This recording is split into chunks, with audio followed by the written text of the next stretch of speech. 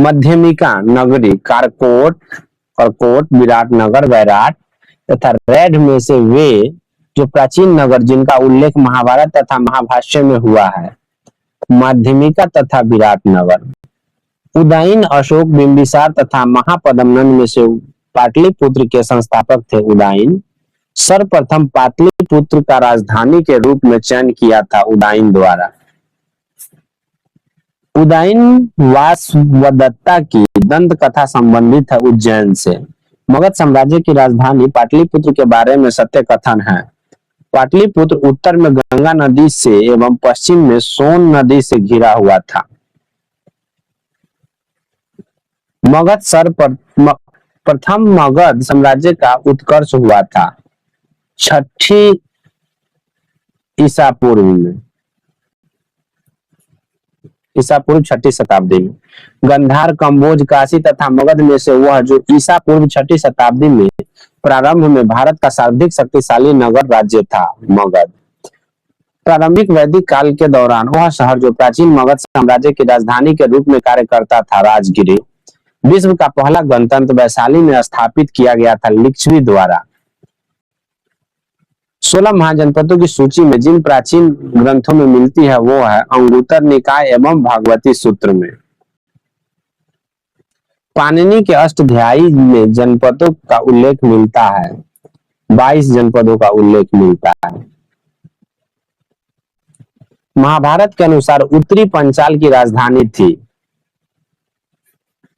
अहिच्छत्र में।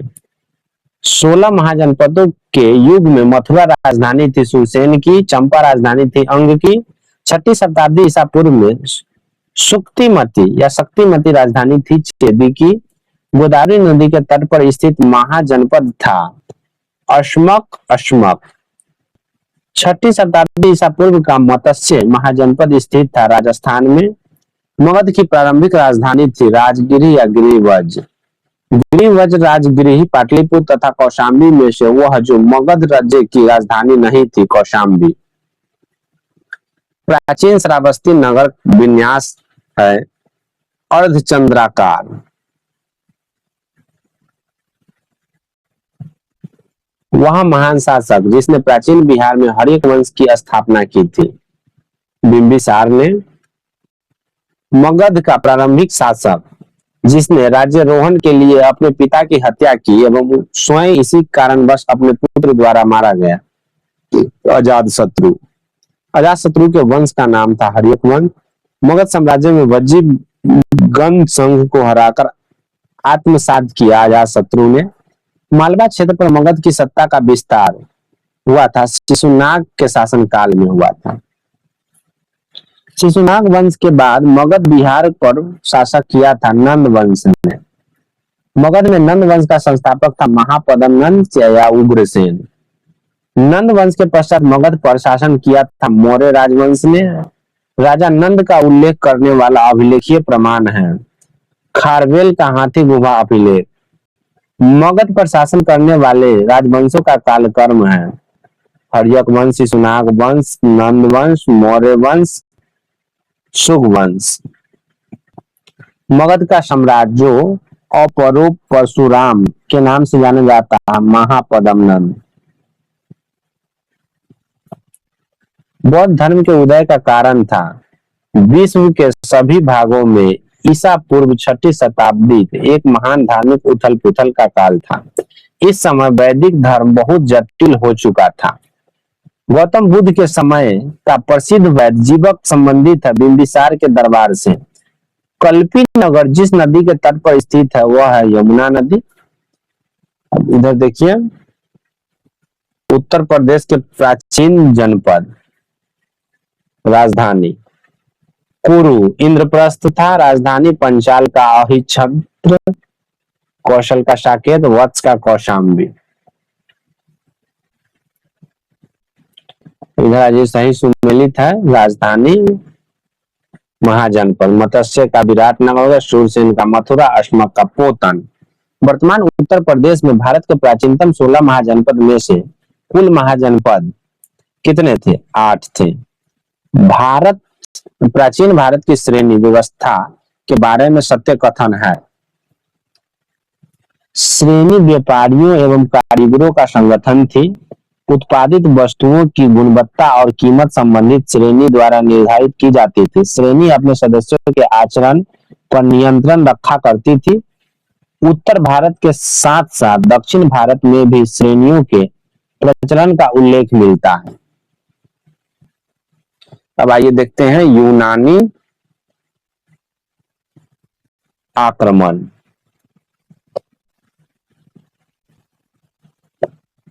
सिकंदर के हमले के समय उत्तर भारत पर शासक था नंद वंश का। मगध का राजा जो सिकंदर महान का समकालीन था घनानंद। लगभग 2 वर्ष के अभियान के पश्चात सिकंदर महान ने किस वर्ष भारत छोड़ दिया था? 325 ईसा पूर्व में। राजा है, इधर वंश है। डेमेट्रियस हिंद यूनानी था। रुद्रदामन शकवंश था।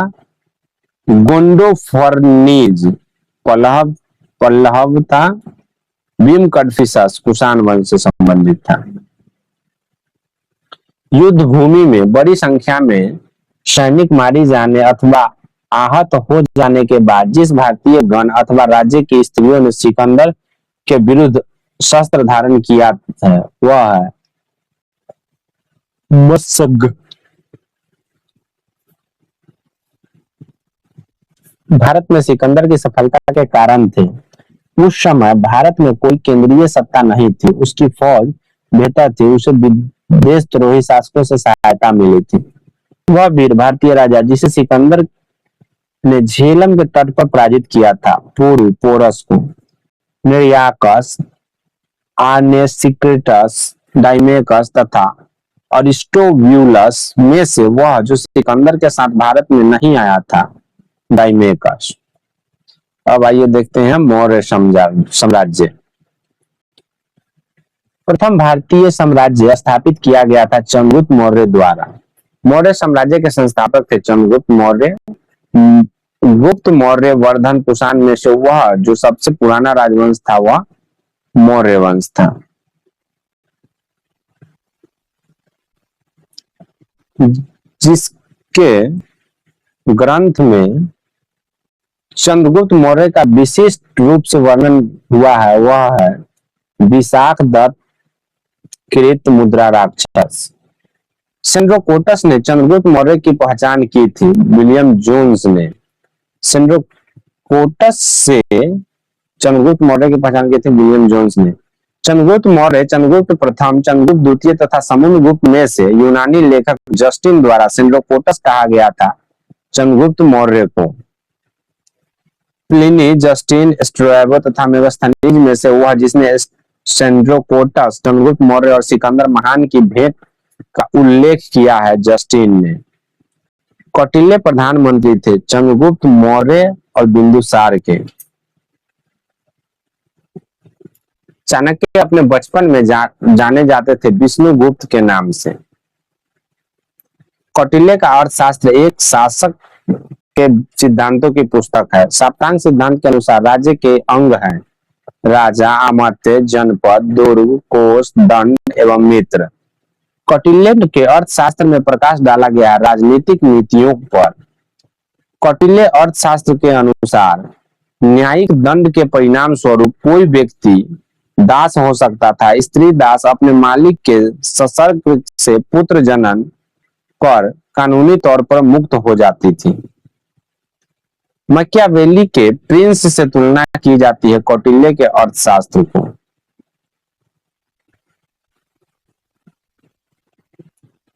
डाइमेकस भारत आया था बिंदुसार के दरबार शासनकाल में।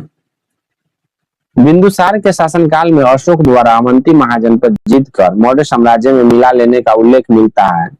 बुद्ध घोष समंत पसादिका में।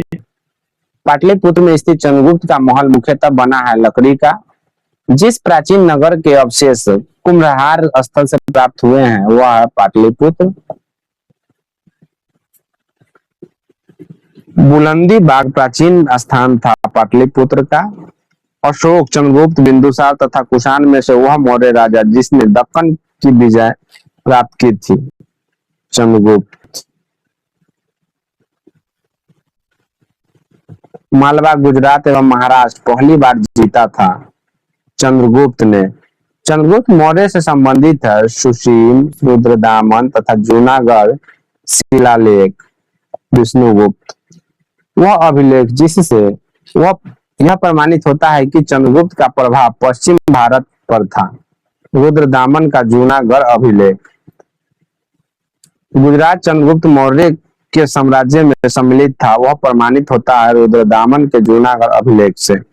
सुदर्शन झील का निर्माण चंद्रगुप्त मौर्य ने करवाया था। सेल्यूकस झील को अलेक्जेंडर अलेक्जेंडर द्वारा सिंध एवं अफगानिस्तान का प्रशासन नियुक्त किया गया था, को हराया था चंद्रगुप्त ने। चंद्रगुप्त मौर्य ने सेल्यूकस को पराजित किया था 305 ईसा पूर्व में। दिया गया मानचित्र है। इसमें अशोक से उसके शासन काल के अंतिम समय थे, मतलब जितना देखे सब अशोक का शासन काल से संबंधित था। भारत, इधर पाकिस्तान, अफगानिस्तान तक पूरा था।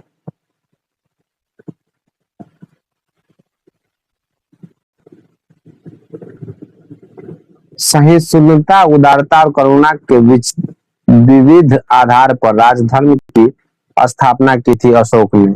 अशोक के संदर्भ में सही कथन है। अशोक ने धर्म की जो परिभाषा दी है वह रहुला वधूस ले ली गई है। अपने राज्याभिषेक के 14वें वर्ष अशोक ने धर्म महामात्र नामक एक नवीन प्रकार के कर्मचारी की नियुक्ति की थी। अफगानिस्तान, बिहार, श्रीलंका तथा कलिंग में से वह क्षेत्र जो अशोक के साम्राज्य में सम्मिलित नहीं था, श्रीलंका।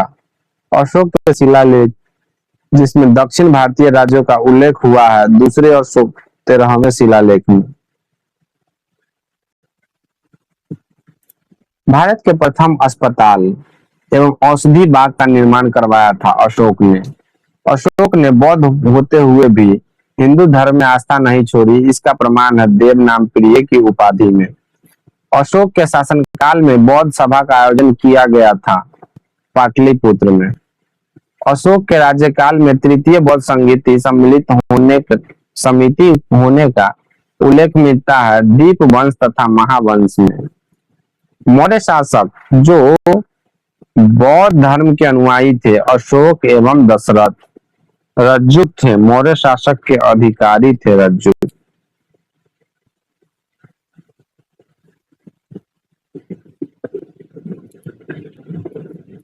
मौर्यकालीन प्रशासनिक व्यवस्था में प्रतिष्ठा जिस विभाग से संबंधित था वह विभाग था न्याय विभाग। सार्थवाह कहते थे व्यापारियों के काफिले को। अग्रहारिक युक्त प्रादेशिक तथा रज्जुक में से वह अधिकारी जो मौर्य साम्राज्य प्रशासन का भाग नहीं था, अग्रहारिक। सारनाथ स्तंभ का निर्माण किया था अशोक ने। सर्वश्रेष्ठ स्तूप मानते हैं सांची को।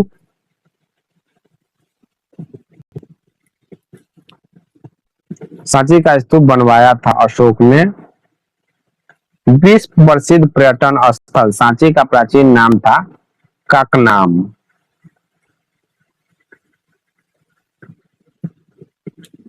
अब इधर देखिए स्थान तथा स्मारक। कौशाम्बी, घोषितारा मठ, कुशीनगर, रानाभर स्तूप, सारनाथ, धमेख स्तूप, श्रावस्ती, सहेत महेत। सम्राट अशोक की तीर्थ यात्रा का सही क्रम है। सबसे पहले लुम्बिनी, कपिलवस्तु, बोध गया, सारनाथ, कुशीनगर और श्रावस्ती। अशोक के शिलालेखों में प्रयुक्त भाषा है प्राकृत भाषा। अशोक के अधिकांश स्तंभों की लिपि है ब्राह्मी लिपि। कालसी, गिरनार, सहवाजगढ़ी तथा मेरठ में से वह अशोक कालीन अभिलेख जो खरुष्टी लिपि में है सहवाजगढ़ी। पत्थर पर प्राचीनतम शिलालेख थे प्राकृत भाषा में। अशोक के शिलालेखों को सर्वप्रथम पढ़ा था जेम्स प्रिंसेस ने। ब्राह्मी लिपि का प्रथम उद्दाचन किया गया था पत्थर की पट्टियों पर। ब्राह्मी लिपि को सर्वप्रथम पढ़ा था जेम्स प्रिंसेस ने। सम्राट अशोक के राजादेशों का सबसे पहले विकुटन डिसाइफर किया था जेम्स प्रिंसेस ने। मौर्य साम्राज्य के पेशावर के निकट उत्तर पश्चिम भाग में अशोक के शिलालेख थे खरोष्टी लिपि में। वह स्थान जहां प्राक अशोक ब्राह्मी लिपि का पता चला है वह है अनुराधापुर। प्राचीन भारत में वह एक लिपि जो दाईं ओर से बाईं ओर की तरफ लिखी जाती थी खरोष्टी लिपि। अशोक का अपने शिलालेखों में सामान्यतः जिस नाम से उल्लेखित हुआ है वह है प्रियदर्शनी या प्रियदर्शी।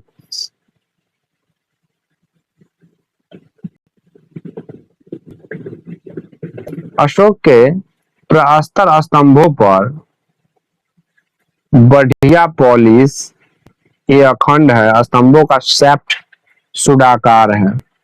मास की गुर्जरा नेतुर एवं पूरे गोलम अभिलेखों में नाम मिलता है अशोक का।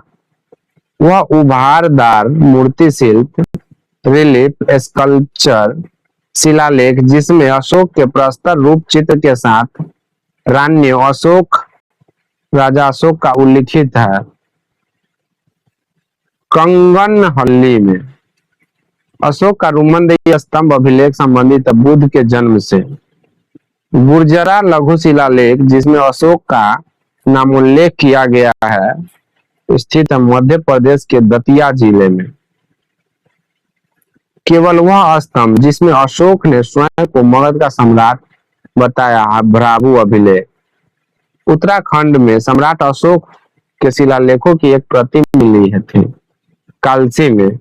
कलिंग युद्ध के विजय तथा क्षत्रियों का वर्णन अशोक के जिस शिलालेख में है वह शिलालेख है तेरहवां शिलालेख है।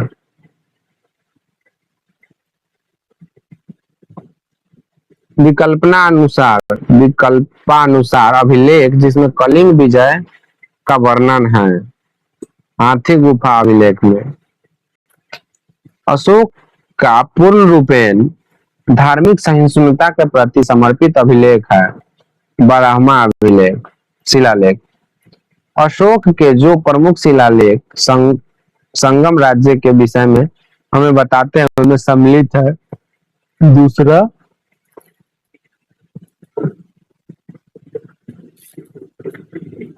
और तेरहवां शिलालेख। चोल पांड्यन सतीय पुत्र तथा सातवाहन में से वह दक्षिणी राज्य जिसका उल्लेख अशोक के अभिलेखों में नहीं है सातवाहन। अशोक का वह अभिलेख जिसमें प्रारंभिक अवसरों पर पशु बलि पर रोक लगाई गई है। ऐसा लगता है कि वह पाबंदी पशुओं के वध पर थी। पांचवा स्तंभ अभिलेख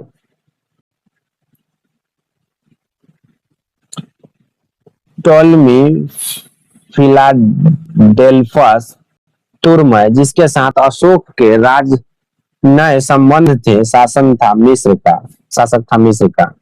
चोल गुप्त मौर्य तथा पल्लव में से वह राजवंश जिसके शासकों के सुदूर देशों जैसे सीरिया एवं मिस्र के साथ राजकीय संबंध थे मौर्य के। अशोक के धर्म का मूल संदेश है शांति एवं अहिंसा, बड़ों का सम्मान, धार्मिक सहनशीलता। प्राचीन भारतीय अभिलेखों में से वह एक खादान जिसे देश में संकट काल में उपयोग हेतु सुरक्षित रखने के बारे में प्राचीनतम शाही आदेश है गौरा ताम्रपत्र। मौर्य काल में टैक्स को छुपाने चोरी के लिए दिया जाता था मृत्यु दंड। प्रसिद्ध यूनानी राजदूत मेगास्थनीज भारत में आए थे चंद्रगुप्त मौर्य के दरबार में। सत्य कथन अशोक ने कलिंग को मौर्य साम्राज्य में जोड़ लिया था। कलिंग दक्षिण भारत को जाने वाले स्थलीय एवं समुद्री मार्गों को नियंत्रित करता था। मेगास्थनीज ने अपने ग्रंथ इंडिका में भारतीय समाज को विभाजित किया है 7 श्रेणियों में। मेगास्थनीज दूत था सेल्यूकस निकेटर का। ब्राह्मण और श्रमण को दार्शनिकों के 2 प्रकार कहा था मेगास्थनीज ने। अर्थशास्त्र, मुद्रा राक्षस, मेगास्थनीज की इंडिका तथा वायु पुराण में से वह स्रोत जिसमें उल्लिखित है कि प्राचीन भारत में दास्तां नहीं थी। मेगास्थनीज की इंडिका में वह स्रोत जिसमें पाटलिपुत्र के प्रशासन का वर्णन उपलब्ध है। इंडिका का वह स्रोत जो मौर्य के नगर प्रशासन का विस्तृत विवरण प्रस्तुत करता है। मेगास्थनीज की इंडिका वर्तमान नगरपालिका प्रशासन का वह कार्य जो मौर्य काल से जारी है। जन्म एवं मृत्यु का पंजीकरण।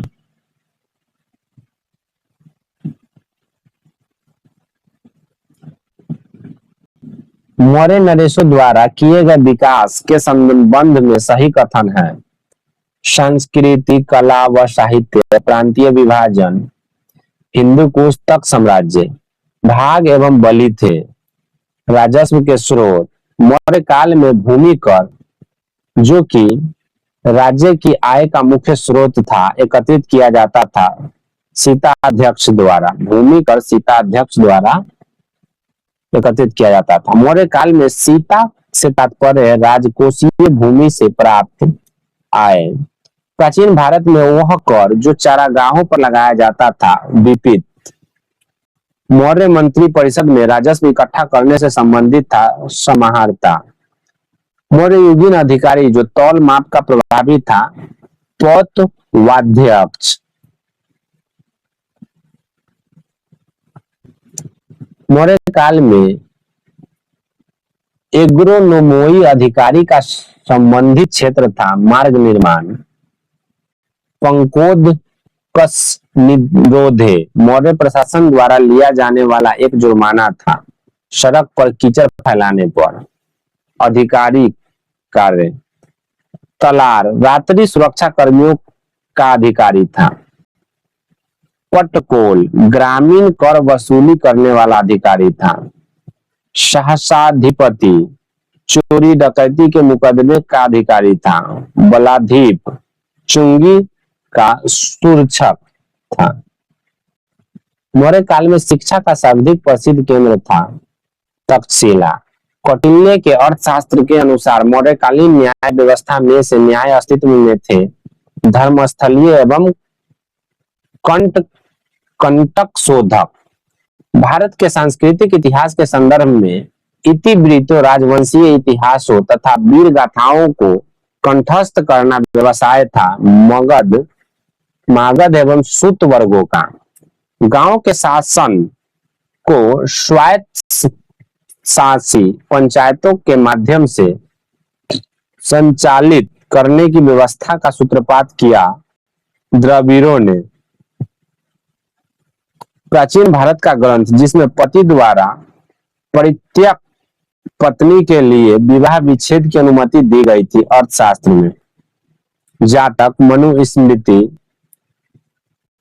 याज्ञवल्क्य एवं अर्थशास्त्र में से पुनर्विवाह वर्जित है। मनुस्मृति में विदेशियों को भारतीय समाज में मनु द्वारा दिया गया सामाजिक स्तर था क्षत्रियों का। प्राचीन भारत के यात्रियों का सही कर्म है। सबसे पहले मेगास्थनीज, फाहियान, होएंसांग, फिर इत्सेन। व्यक्ति और अन्य नाम और व्यक्ति चंद्रगुप्त के सेंड्रोकोटस, बिंदुसार के अमित्रघात, अशोक के प्रियदर्शिश या प्रियदर्शनी, चाणक्य के विष्णुगुप्त, कौटिल्य।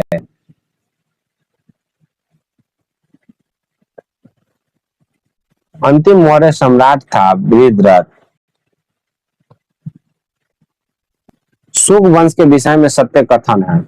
अंतिम मौर्य शासक बृहद्रथ की हत्या कर उनके प्रधानमंत्री सेनापति पुष्यमित्र शुंग ने की थी तथा मगध में शुंग वंश की स्थापना की। अंतिम शुंग राजा देवभूति की हत्या उसके ब्राह्मण मंत्री वासुदेव कर्ण ने की और उसके राज सिंहासन को हथिया लिया। मौर्य काल में प्रणयम था आपातकालीन कर से संबंधित था।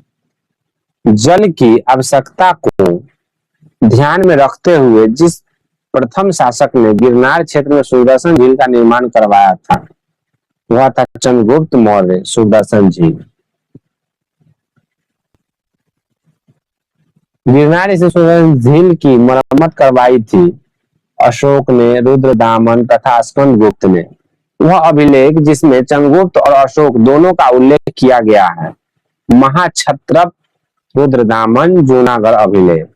महाक्षत्रप रुद्रदामन के जूनागढ़ अभिलेख पर पाए गए हैं अशोक के अभिलेख। बराबर पहाड़ी की गुफाओं के विषय में सत्य कथन है। इस पहाड़ी पर कुल 4 गुफाएं हैं। 3 गुफाओं की दीवार पर अशोक के अभिलेख उत्कीर्ण है। ये अभिलेख इन गुफाओं को आजीवक को समर्पित होने का उल्लेख करते हैं।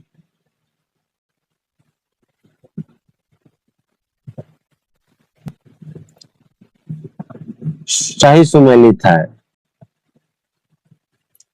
Sarnath, lion capital of Ashoka, Nalanda great seat of Buddhist learning.